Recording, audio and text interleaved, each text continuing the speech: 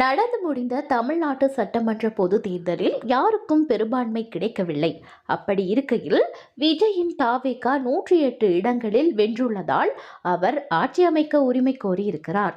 தாவேகாவுக்கு 118 என்ற பெரும்பான்மை ஆதரவு இல்லை என்று பதவி பிரமாணம் செய்து வைக்காமல் உள்ளனர். இந்த நிலையில் விஜய்க்கு ஆதரவாக நடிகரும் மக்கள் நீதி மய்யம் கட்சியோட தலைவருமான கமல்ஹாசன் தனது எக்ஸ் பக்கத்தில் பதிவிட்டுள்ள பதிவு தற்போது பலரது கவனத்தையும் ஈர்த்திருக்கிறது.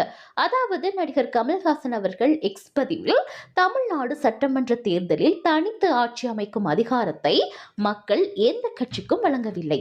இந்த முடிவு தமிழ்நாட்டு வரலாற்றில் முன்னெப்போதும் நிகழாதது.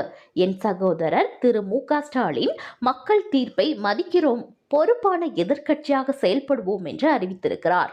அவரது அரசியல் முதிர்ச்சியை நான் மதிக்கிறேன். இப்போது அரசியலமைப்பு பொறுப்பில் இருப்பவர்களும் அதே கடமையை நிறைவேற்ற வேண்டும். இது கோரிக்கை அல்ல, அவர்களின் அரசியலமைப்பு கடமைக்கான நினைவூட்டல். திரு விஜய் தலைமையிலான தமிழக வெற்றிக் கழகம் 108 இடங்களிலும் வென்றுள்ளது.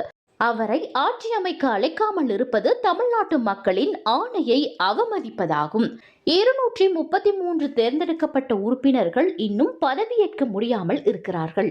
இது மாநிலத்திற்கு நேரும் அவமானம், மக்களாட்சிக்கு ஏற்படும் சேதம். நான் பேசிக் கொண்டிருப்பது கட்சி அரசியல் அல்ல, ஓர் இந்திய குடிமகனின் கொள்கை குரல் இது. தமிழ்நாட்டு மக்களின் தீர்ப்புக்கு மரியாதை கிடைத்தே ஆக வேண்டும் என கமல்ஹாசன் அவர்கள் பதிவிட்டிருக்கிறார். இவரது இந்த பதிவு பலரது கவனத்தை ஈர்த்தது மட்டுமில்லாமல் ஆண்டவரோட பதிவுக்கு ஆதரவு தெரிவித்து வருகின்றனர்.